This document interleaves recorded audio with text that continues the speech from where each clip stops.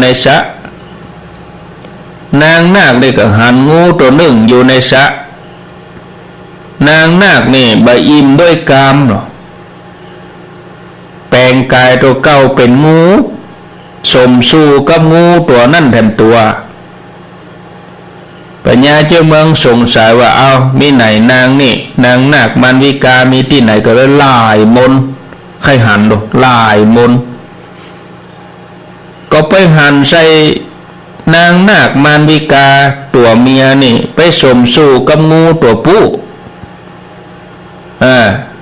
ปัญญาเจ้าเมืองก็บุบโดยไม้เนาะเปียไม้มาบุบทำให้นางนาคมันวิกาโคตรปัญญาเจ้าเมืองที่ไปบุบงูตัวผู้นั่นหนีกลับเมืองนาคพิภพพญานาคอันเป็นเพื่อนของพญาเจ้าเมืองก็ถามว่าอันเธอกลับมาเนี่ยหยังปิ๊กมาเนี่ยหยังนี่ปิ๊กมาเนี่ยหยังคืออยู่ดูแลพญาเจ้าเมืองปรนนิบัติเจ้าหมู่คือดูแลปุ้นบัจเจกาอยู่เมืองมนุษย์ปุ้นบัจเจกาปิ๊กมาเย็นใดนี่นางนาคก็ตอบว่าโอ้พระสหายของท่านเนี่ยใจเหี้ยมโหดเขียนตีบุบหม่อมฉันนี่โลฟ้องพญานาคพญานาคมาบอกฮู้ความจริงเป็นอย่างใดก็เลยสั่งการให้นาคสี่ตนไปที่ห้องบรรทมของพญาเจ้าเมืองเสนากะพ่นปิดเข้าใส่เนี่ยพ่นปิดเข้าใส่ห้องบรรทมให้ย่อยยับเหมือนกับแกะนาคทั้งสี่ก็รับคำสั่งเสร็จแล้วก็ปากันไปบอกกองไปถึงห้องบรรทมของพญาเจ้าเมืองก็ได้ยินพญาเจ้าเมืองถามมหาเทวีว่าน้องหญิงหูที่อยู่ของนางนาคมันวิกาก็วันนี้นางนาคมันวิกาเนี่ยแถลงกายเป็นงูไปสมสู่กับงูตัวผู้ตอนเล่นน้ำกับเจ้าปี้ในสระเจ้าปี้ก็เลยใจไม้บุบหลังตึงงูตัวผู้ตึงงูถั่วเม่บุบหลังนางนาคนี่เพื่อเป็นการสั่งสอนนางนาคก็เลยหนีกลับไปเมืองนาคพิภพแล้วนางอาจจะกลับมาทูลความเท็จกับสหายเฮาแล้วก็จะมาทำลายมิตรภาพของเฮาภัยอาจจะเกิดแก่เฮาได้ปัญญาเจ้าเมืองอู้กับมเหสีหรอนาคถึงสีได้ยินอย่างนั้นก็กลับเอาเรื่องนี้ไปบอกให้กับพญานาคที่เมืองนาคพิภพปุ้น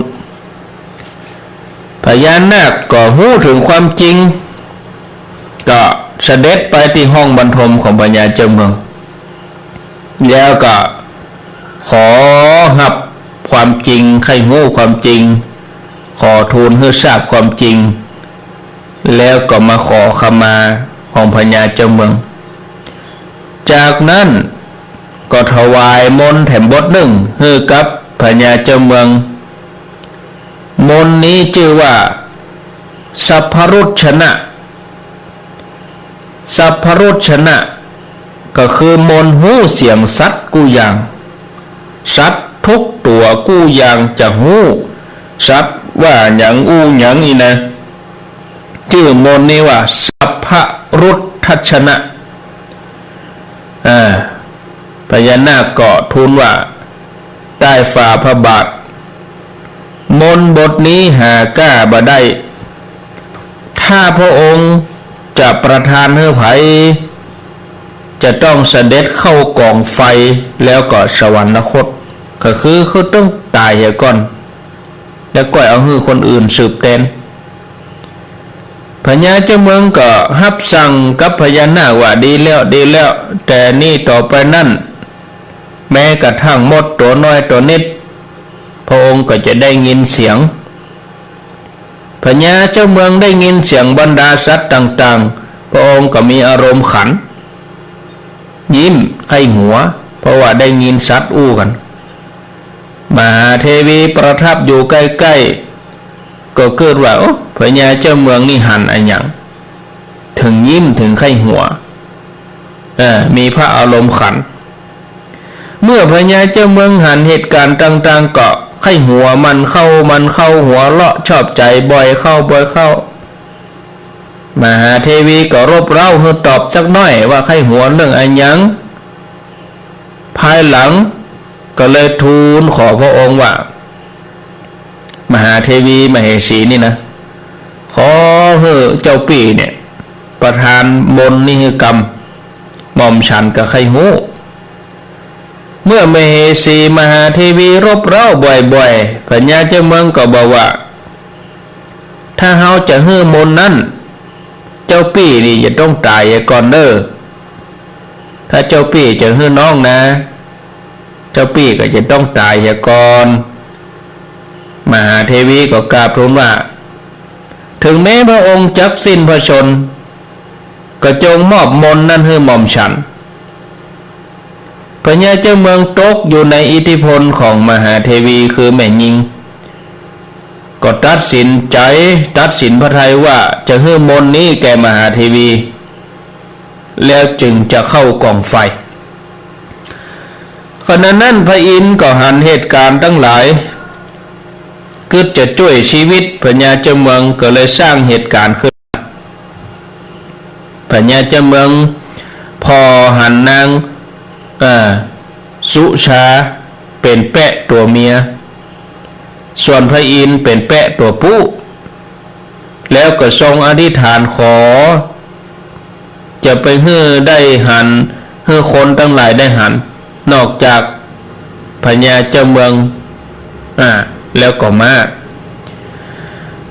พญาเจ้าเมืองก็หันแปะทำทีทำท่าจะสมสู่กับแปะตัวเมียม้าที่เทียมราชรถของพญาเจ้าเมืองก็เลยอู้ขึ้นว่าเปื้อนเอ๋ยเมื่อก่อนเขาเล่ากันว่าหมูแปะโง่บ่มีความละอายแล้วบ่หันเรื่องนั้นแต่แกกำลังทำอนาจารที่จะต้องทำในที่ลับที่นี่มีคนมากมายกำลังดูอยู่แกบ่มีความอายตัวแปะฟังแล้วก็เลยบอกว่าแกนั่นแหละโง่แกถูกเชือกมัดไว้ตีคอเชือกมัดคอมัดปากถูกปลดจากเอกแล้วยังบ่หนีไปสหายเอ๋ยพระเจ้าเสนกะ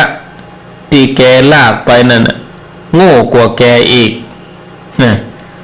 ฝ่ายม้าสินทบตีลากราชรถฟังกรรมของแปะก็เลยบอกว่าสหายข้าโง่พ่อเหตุใดเหตุนั้นแกก็หู้แต่เจ้านายคือพระเจ้าเสนกะโง่พ่อเหตุใดเจ้าจงบอกข้าสักหน่อยหนึ่งแปะก็ตอบว่าพระเจ้าเสนกะฮื้อบนแก่ภรรยานั่นเมื่อฮื้อแล้วก็จะสละตัวเก่าโดดเข้ากองไฟก็จะเสียภรรยาไปแล้วเป็นผู้ที่บ่สามารถรักษายศไว้ได้นั่นจัดว่าเป็นผู้ที่โง่กว่าแกนะเจ้าแปะพญาเจ้าเมืองฟังอย่างนั้นก็ถามแปะว่าถ้าอย่างนั้นเฮาควรทำอย่างใดแปะก็บอกว่าแด่มหาราชบ่มีผู้ชื่อว่าฮักสัตว์อื่นยิ่งกว่ามากฮักตนทุกคนบ่ควรทำตนให้พินาศบ่ควรละทิ้งยศศักดิ์ที่ดีแล้วเพียงเพราะฮักอย่างเดียวข้าแด่จอมนรชนผู้เป็นใหญ่ผู้ที่ยังกับพระองค์เนี่ยทรงทอดอาลัยตัวเก่าบ่คบหาของฮักทั้งหลายตนเต่าอันที่ประเสริฐที่สุดผู้ที่มีตนสั่งสมบุญไว้จะพึงฮื้อแม่ยิงที่ฮักมากมายในภายหลังพญาเจ้าเมืองก็ปอพระทัยแล้วก็ถามแปะว่ามาจากไหนท้าวสักกะเทวราชองค์อินก็ตรัสว่าข้าแด่มหาราชเฮาคือท้าวสักกะเทวราชองค์อิน ลงมาเพื่อจะปลดเปลื้องความตายของท่านพระองค์ได้ลั่นวาจาไปแล้วว่าจะให้มนต์แก่มเหสีเทวีบัดนี้ข้าพระองค์ควรทำอย่างใดดีข้าพระองค์ได้ลั่นวาจาไปแล้วปัญญาอินทร์ก็บอกว่าท่านจงบอกคือมหาเทวีว่าต้องมีข้อปฏิบัติก่อนจะมาเฮียนมนต์โดยการถูกบุกถูกตีให้สัก100 เตื้อแล้วห้ามห้องเสียงดังจะเคี่ยน100 ครั้งพญาเจ้าเมืองก็กลับไปถึงราชอุทยานก็เลยอู้กับมหาเทวีว่าอันนี้น้องเคยเฮียนมนต์อยากแม่นแล้วหม่อมฉันอยากจะเฮียนมนต์ก่อนจะเฮียนมนต์นี่ต้องมีข้อตกลงเสียก่อนข้อตกลงอันยังหาเจ้าปี้ก่อนจะเฮียนมนต์นี่ก็จะโดนตีโดนเคี่ยนเหี่ยก่อน100 ครั้งห้ามห้องตัวหนึ่งนางมหาเทวีนี่ก็ฟังเสร็จแล้วเพราะต้องการเฮียนมนต์เนาะนะก็ฮับได้กะอีนี่เพราะต้องการจะเฮียนพญาเจ้าเมืองก็สั่งให้คนเคี่ยนนี่นะเกียมไหวเคี่ยนไปที่หลังของมหาเทวีถึง2 ข้างเลยนะบอกกองมหาเทวีโดนเคี่ยนครั้งที่1ที่2ที่3บ๊บก็ห้องออกมาโอ้ยนี่บ่เฮียนบ่เฮินแล้วเพคะบ่เฮียนแล้วมอมฉันบ่เฮียนแล้วโดนเคี่ยนจะเคี่ยนถึง100 เตื้ออันนี้เคี่ยน3 เตื้อบ่เฮียนแล้วจากนั้นพญาเจ้าเมืองก็กล่าวกับมหาเทวีว่านางประสงค์จะเฮียนมนต์เพื่อจะให้เฮาต้องตายแม่นกอเมื่อเจ้าปี้ตายแม่นกอนะแล้วเสร็จแล้วญาติโยมทั้งหลายพญาเจ้าเมืองก็สั่งให้ทะลกหนังของมหาเทวีทะลกหนังที่กลางหลังนั่นนะแล้วก็ตั้งแต่นั้นมามหาเทวีก็บ่กล้าทูลขอที่จะเฮียนมนต์จากพญาเจ้าเมืองแถมต่อไปเนี่ยจบศรัทธาญาติโยมชาดกเรื่องนี้ชาดกเรื่องนี้ได้คติสอนใจว่าบ่ควรทำตนให้พินาศเพราะความฮักมันก็มีแต่เนาะออกข่าวมาเนี่ยศรัทธาญาติโยมทั้งหลายอ่อนวัยรุ่นวัยกำเนี่ยปูจาความฮักเอาชีวิตตัวเองเข้าไปบ่เกิดถึงพ่อถึงแม่ชีวิตตัวเก่านะไปหลงฮักแฟนไปหลงฮักคนอื่นมากกว่าตัวเองมากกว่าพ่อแม่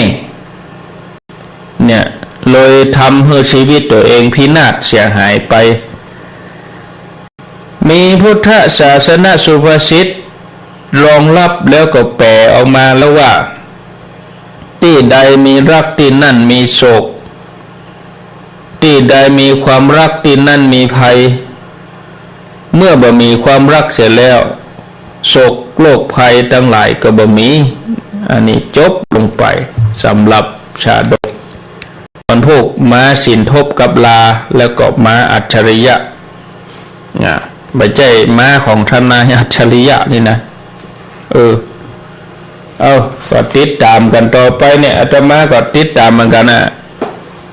เรื่องของผู้ที่ทำงานเกี่ยวกับความยุติธรรมสอนนี่นะไม่ได้ออกมาเป็นปุ๊กเหรอกระบวนการยุติธรรมช่วยเหลือคนเฮือปล้นยาเสพติดนี่นะเอาล่ะตั้งคนตั้งงัดหลักฐานมาเป็นอย่างหวยจะไปออกตัดไผ่มันเนื้อเนาะระวังทนาย2 คนนี่นะเคยร่วมมือกันช่วยหวย30 ล้านประเด็นนี้เอาแล้ว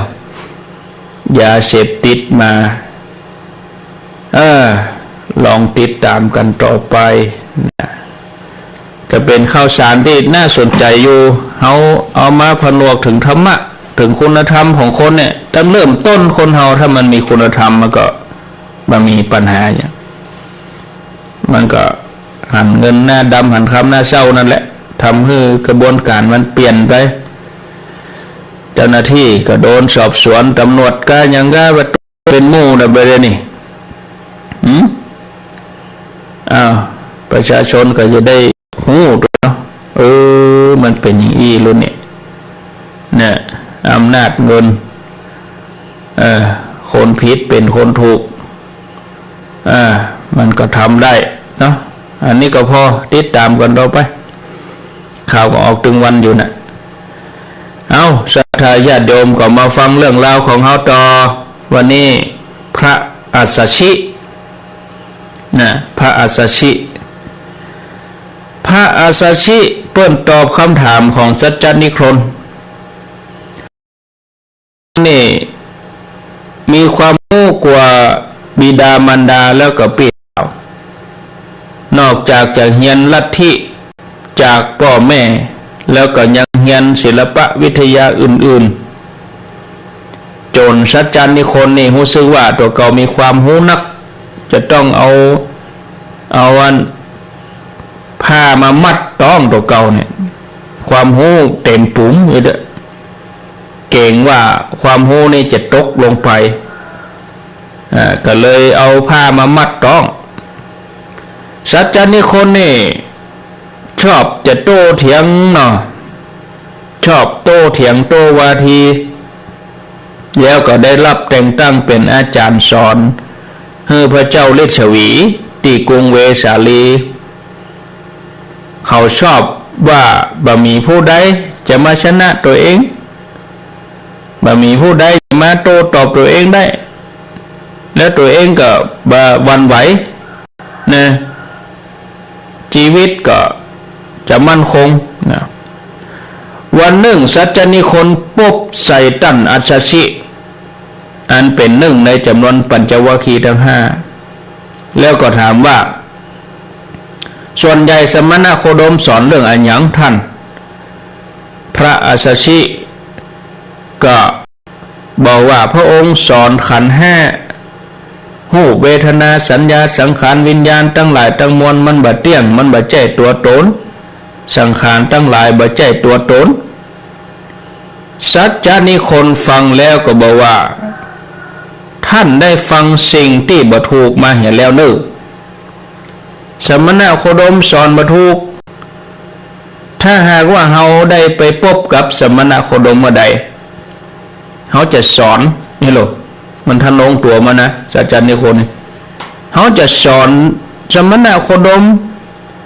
เฮาจะถ่ายทอดความรู้ของเฮาฮื้อนะจะถอดถอนความหันมูนี้ออกจากความคิดของสมณโคดมเสียเด้อของได้ปะก่อนเถอะ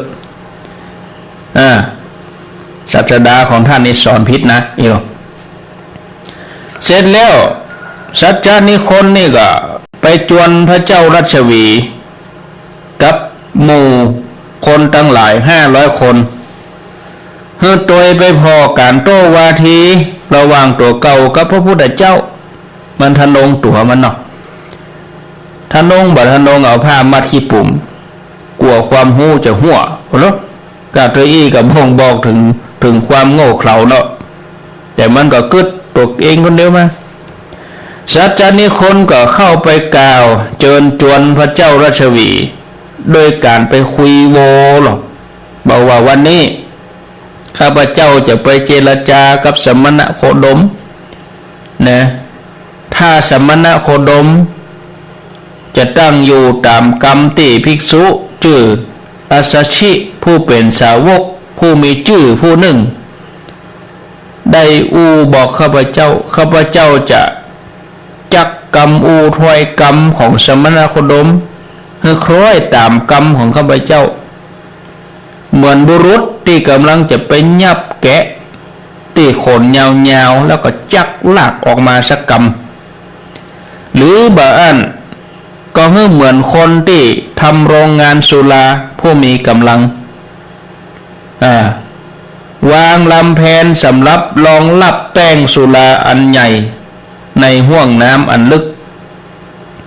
จับตีมุมจักลากออกมา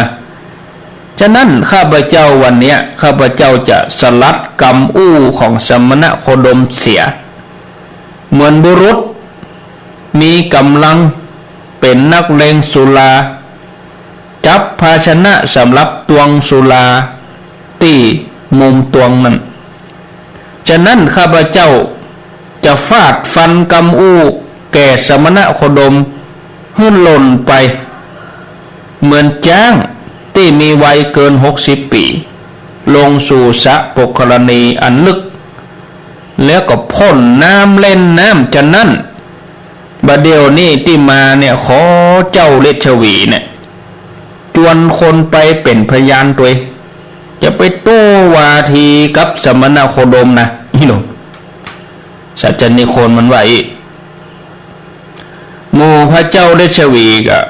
กับเจ้าหมู่ทั้งหลายก็ปาพวกทั้งหลายก็บอกว่าสมณโคดมนี่จะแก้ตอยกรรมจะแก้กรรมอู้ของสัจจนิโคนบ่ได้แน่บางพวกก็ว่าอันการแน่สมณโคดมการแน่อาจารย์เฮาเก่งมันก็ต้องยกย่องอาจารย์ตัวเก่านั่นเนาะในอรรถกถาเพิ่นเล่าว่าพระพุทธเจ้าเนี่ยพระองค์ทรงรู้ว่าสัจจนิโคนกับหมู่เจ้าฤชวีจำนวนมากมาเข้าเฝ้าวันนั้นพระองค์ก็เลยบ่เสด็จเข้ากุฏิแต่ทรงประทับอยู่ที่ปืนเก้าไม้แห่งหนึ่งที่ป่ามหาวันรอกะมาหรอรอสัจจนิโคนมาถึงก็ถามภิกษุทั้งหลายว่ามีไหนพระพุทธเจ้ามีไหนมีไหนถามไปตัวตามกันไปเป็นหมู่เพื่อจะเข้าเฝ้าตึงมดตึงมวลก็เข้าเฝ้าที่ศาลาป่ามหาวันใกล้เมืองเวสาลีทีนี้เขาก็ขออนุญาตถามปัญหาที่เคยถามพระอัสสชินั่นแหละซึ่งพระองค์ก็ตอบเหมือนเดิมตามที่พระอัสสชิตอบนั่นน่ะศรัทธาญาติโยมทั้งหลายพระสารีบุตรเถระก็เพิ่นมีความเคารพพระอัสสชินักนะได้ยินว่าตั้งแต่พระสารีบุตรฟังธรรมจากท่านอัสสชิแล้วบรรลุโสดาบันนับตั้งแต่นั้นเมื่อรู้ว่าอัสสชิผู้เป็นอาจารย์อยู่ทิศใดท่านสารีบุตรเพิ่นก็เอาหัวไปทางนั้นเวลานอนก็หันหัวไปทางนั้นภิกษุอื่นๆหันการไหวไปทิศต่างๆของสารีบุตรกล่าวกันว่าสารีบุตรเป็นคนที่มิจฉาทิฏฐิเวลานอนหันหัวไปทางหนึ่งหันหัวไปทางหนึ่งก็ยังนอนหันหัวไปรอบทิศอยู่แล้วภิกษุทั้งหลายก็กราบทูลพระพุทธเจ้าทรงทราบพระพุทธเจ้าทรงทราบห้องสารีบุตรมาถามสารีบุตรภิกษุทั้งหลายเขาว่าเธอนอนเอาหัวไปทิศต่างๆนอบน้อมไปทิศต่างๆจริงหรือนะสารีบุตรก็กราบทูลว่าเป็นความจริงพระเจ้าข้าพระองค์ต่ออันย่อมทรงทราบว่าหม่อมฉันทำอย่างนี้ด้วยเหตุผลอย่างใดนะพระองค์ก็บอกว่าดูก่อนภิกษุทั้งหลายสารีบุตรบ่ได้นอบน้อมทิศทั้งหลายตามที่พวกเธอเข้าใจแต่เนื่องจากเธอฟังธรรมจากท่านอัสสชิผู้เป็นอาจารย์แล้วสารีบุตรได้บรรลุโสดาบันสารีบุตรเธอจึงแสดงความนอบน้อมอาจารย์ของตนในทิศที่อาจารย์ตนอยู่เพราะว่าภิกษุอาศัยอาจารย์ใดแล้วหูธรรมภิกษุนั้นจึงนอบน้อมอาจารย์นั้นโดยความเคารพเหมือนพราหมณ์นอบน้อมไฟฉันนั้นนะเอาตัวอีกกันเนาะวันพุธจะมาถึงกรณีท่านอัสสชิเปิ้นเป็นไข้นะวันพุธนี่เปิ้นเป็นไข้แล้ววันพุธก็คงจะจบแล้วก็จะมาขึ้นอาสิติมหาสาวกรูปที่6นะ รูปที่6นี่คือพระนาลกะเถระภิกษุผู้บำเพ็ญโมนยปฏิปทานะวันพุธก็ถ้าฟังไปเรื่องราวจะเป็นยังไงก็รอฟังในวันพุธต่อไปเนาะศรัทธาญาติโยมท่านทั้งหลายเอาละสำหรับวันนี้เวลา5 โมงป่ายข้างแถม4-5 นาที6 นาที5 โมง 57ก็จะได้ฟังญาติโยมเนาะลุกกันมาตื่นกันมาฟังธรรมะแล้วเป็นอย่างใดอีนะก็โทรมาหากันที่เบอร์นี้0998366322วันที่7ก็จะไปลืมเน้อศรัทธาญาติโยมก็ปากันมาวันนี้วันที่4แล้วนะ5 6 7เดี๋ยวเวลาแถม2 วันนี้วันที่4แล้วเน้อฝนกำลังมีแต่ว่านี่ตกมาจัดนักวันนี้กำลังมีเนาะวันที่7กำลังว่าเป่งกางานสลากกินใหญ่ตันหลวงเชิญชวนมาร่วมกันเน้อศรัทธาญาติโยม0998366322บึดแมลงก็ย้ายไปฟัง4 โมงถึง5 โมงที่96โดยสุเทพวันพัดกับวันศุกร์แล้วก็วันอาทิตย์หน้านี่ก็เพิ่นจะเพิ่มขยายตึงวันตึงเวลาขยายตึงวันขยายตึงเวลาก็จะได้จัดรายการตั้งแต่วันจันทร์ไปเลย3 โมงถึง4 โมงวันจันทร์กับวันการนี่นะส่วนวันพุธวันพฤหัสนี่ถึง5 โมงแรงเลยนะวันศุกร์ก็เหมือนกันเอาห้าสายก่อนเจริญปอนเจริญปอนกับพระคุณท่านจากเมืองน่านกะแก่แล้วสันติสุขกับบ้านสันติสุขว่าจะได้ขอบคุณที่ตอบปัญหาจะขึ้นนี่นะแล้วอกแล้วใจแล้วเนาะครับปิ๊กมาฟังแหมก้ามเหมือนไม้อาตมาแบบดังนะเนาะดังชัดเจนจะเดียไม้ของอาตมานะครับ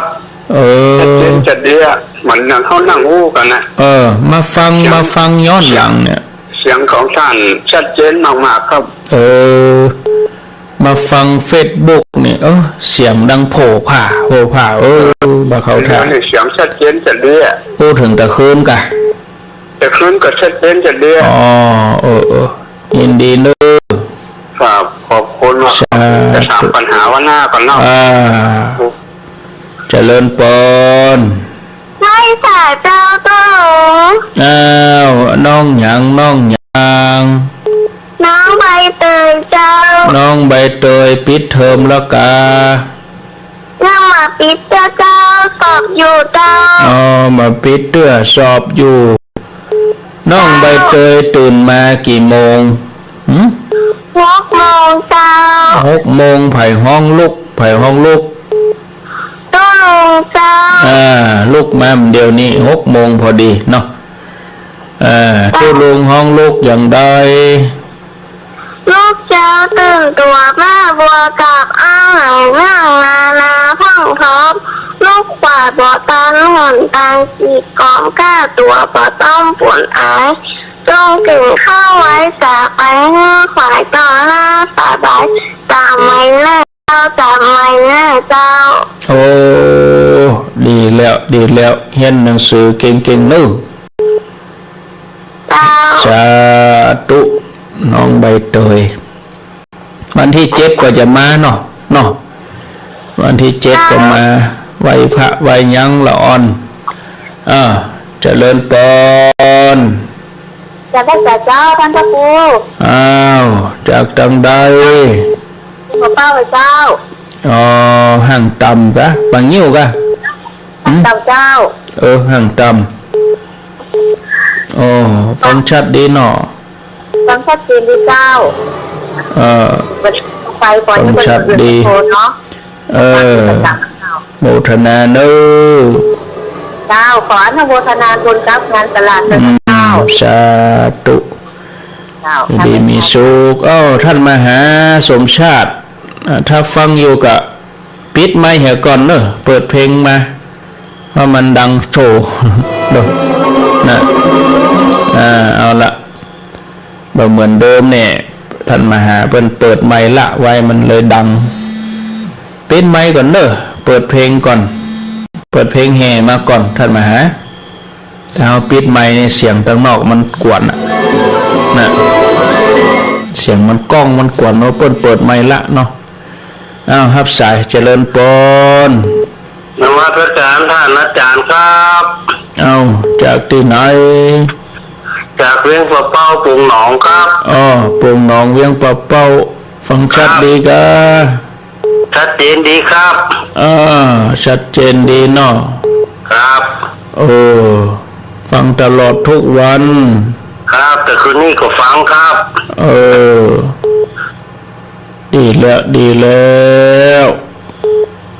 โมทนาเนอครับผมปงหนองเนาะครับสายต่อไปเจริญปนไปแต่เจ้าท่านพระครูจากที่ไหนขอแม่ดวงเดือนเจ้าแม่ดวงเดือนอยู่แม่ห่างเจ้าฟังชัดดีกะแต่ก็ไม่ได้โทรเจ้าแต่คืนก็โทรอยู่เหรอแต่คืนก็โทรท่านพระครูบ้านเฮาหนาวแล้วบ่เจ้าเป็นหมอกเป็นเมฆละอากาศเย็นสบายเนาะเจ้าเป็นสบายดีเจ้าโมทนาเนอไว้เจ้าสาธุก็เดี๋ยวเตรียมท่านมหานี่ก่อนเป็นลายแล้วเนอะท่านมหาเสียงบ่เป็นลายมีเข้ามา0998366322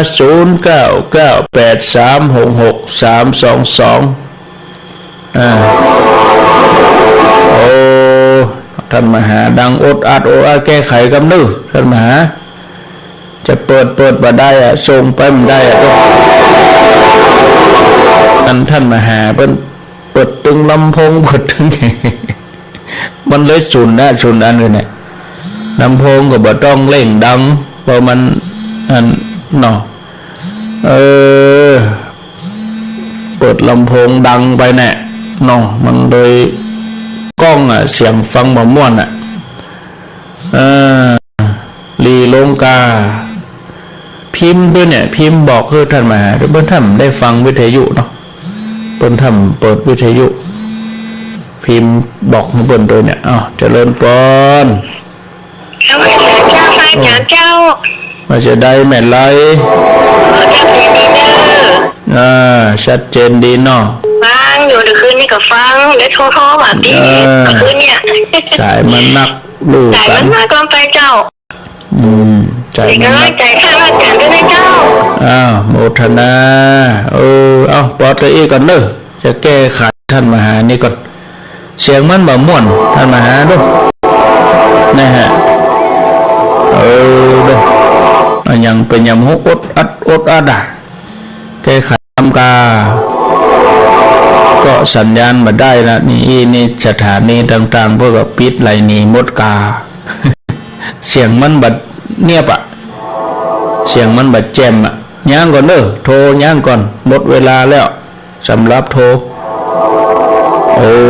จะได้วะเนี่ยเอาลองนิมนต์เลยนิมนต์เลยตั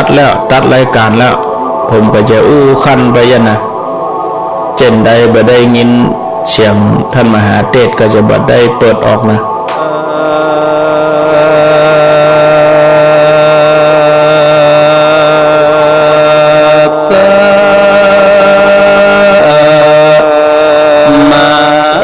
บ่ได้ท่านมหาเป็นเรื่องเดียวต้องโทรก่อนถ้าอันเป็นไรท่านมหาต้องปิดเว็บกะไปเปิดกู้มันก็ออกศูนย์บ่เป็นไรละเดี๋ยวท่านมหานิมนต์เดี๋ยวก่อนเนอะมาได้ออกจ้ะ เดี๋ยวสถาฟังโทรเดี๋ยวมันศูนย์กันนะจะมาโทรหาท่านมหาอยู่เป็นลายแล้วลุออกบ่ได้ครับท่านมหาอย่างอีนี่ออกบ่ได้เนี่ยได้ดีมันศูนย์กันท่านมหาเปิดวิทยุด้วยกามันไปออกได้อย่างอีมันศูนย์กันต้องปิดเว็บเปียก่อนถ้าเขาจะออกเดี๋ยวก่อนปิดหน้าเว็บก่อนท่านมหาอย่าไปเปิดหน้าเว็บกันมันอดอัดต้องปิดอันใดอันหนึ่งอย่าก่อนกาเนี่ยได้ดีนี่จะบอกเขาเปิ้นอย่างใดดีนี่อย่าดมจะบอกอย่างใดดีเอามาจะออกทางเฟซวะเดี๋ยวเข้าเฟซก่อนที่จริงออกทางเว็บนั่นน่ะเสียงชัดแจ๋วดีนะเหมือนเมื่อก่อนเมื่อเช็คตั้งเจ้าแล้วนะเดี๋ยวกันแปลงกันนี่ไม่ได้เตรียมนี่มันอดอัดเสียงอาตมาออกที่เก่าท่านมาหาปิดเว็บก่อนนะครับปิดตัวเว็บนี่ก่อนเว็บที่ส่งน่ะอย่าอู้ได้นี่เปิดซ่อนกันเนาะเวลาเขาเปิดซ่อนกันเสียงเมื่อออกกู้กันไปปุ่นนะเดี๋ยวกันแปลงกันเฟซว่าเดี๋ยวใจเย็นใจเย็นท่านเดี๋ยวแปลงไปตัวเนาะนั้นศูนย์กันครับยังศูนย์กันอยู่ท่านมหาครับผมมันศูนย์กันท่านต้องปิดหน้าเว็บที่คอมท่านก่อนครับมันเสียงมันศูนย์กันเนาะแน่เสียงผมก็อู้ไปหมดมันอดอัดปิดแล้วครับปิดก่อนเนาะเดี๋ยวจะออกทางเฟซก็ว่าออกทางเหมือนเดิมออกทางวิทยุเหมือนเดิมครับผมหมายถึงจะออก Facebook จะเอาตัว Facebook เป็นตัวทรงครับผมเอา Facebook เป็นตัวทรงเนาะครับผม ครับเอา Facebook เป็นตัวทรงก็เอาลองเปิดเพลงมาก่อนเนาะเปิดเพลงมาก่อนมันศูนย์กันนะผมเลยนะครับเนาะครับเอาออกมาเตี้ยเนาะมันได้ญาติโยมมันอย่างได้เปิ้นถ้าอย่าลืมเนาะไม่ได้จัดเมินลืมเปิดเพลงมาเลยเพลงมาเหมาะยุ่งเจ้านี่ลุยุ่งเฮ้ยมันเป็นเรื่องแล้วก็ท่านมหาอย่างได้นี่เดี๋ยวกันญาติโยมคือเวลาเขาส่งเว็บเนี่ยเขาต้องปิดเสียงเขาเนี่ยปิดตัวส่งปิดตัวเว็บถ้าแบบปิดนี่มันศูนย์กันนะอดอัดอดอัดไปเลยเนาะมาแล้วเอานิมนต์ครับนิมนต์เรียบร้อยครับเปิดนิมนต์ครับนิมนต์ได้เลยเรียบร้อยละนิมนต์เรียบร้อยอันนี้เปิ้นบ่มีเพลงเปิ้นมีแต่เสียงท่านมหานะเรียบร้อยละนิมนต์เลยครับเรียบร้อยละใจ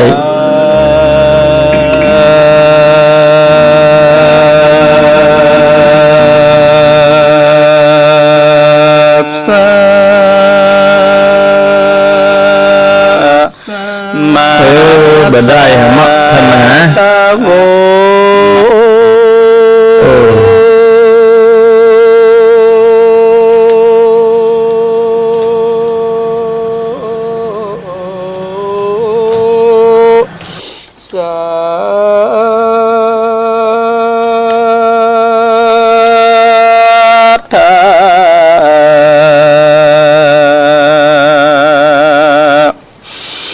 ตังลา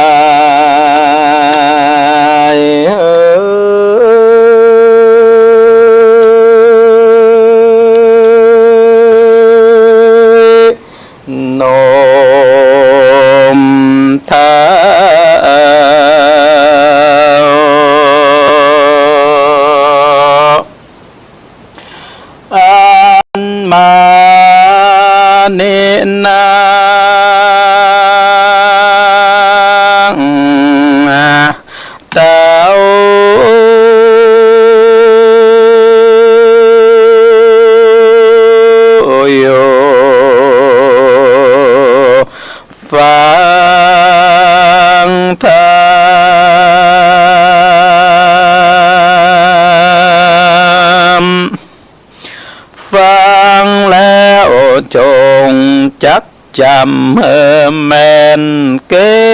บเอาเก่นเอาสารอย่าเหมือนนิทานกบตัวโอนางอยู่เฝ้าเก้าดอกบัวบานเฮิงเมินนานเป็นขวบก็บ่ได้ปอจวบไก่สอนโซใสผ้ามอนเม้นเพิงอันเต็ดโยมาเอียเต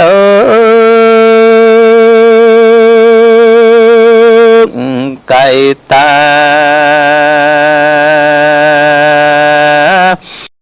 ก็ปากันมาสอสอดล้อนเอายอดบัวไก่โอป่าไม้ดังเนแล้วก็มาได้นมเทาและยิงใจ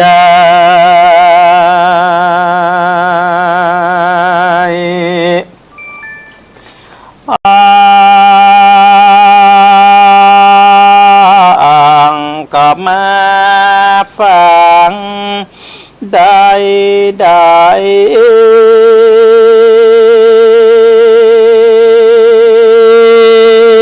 พ้องก็บอกก้าวถึงไปบ่ติดถอยสายสืบซ้อนบ่ได้สืบคนเอาเก่นเอาสา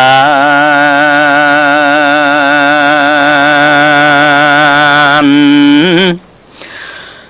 อย่าเหมือนดัง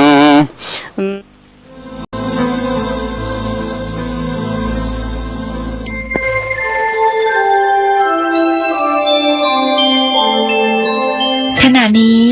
ท่านกำลังฟังสถานีวิทยุกระจายเสียง FM 104.5 เมกะเฮิรตซ์ พระธาตุดอยน้อยอำเภอดอยหล่อจังหวัดเชียงใหม่ขอเชิญชวนพุทธศาสนิกชนทุกท่าน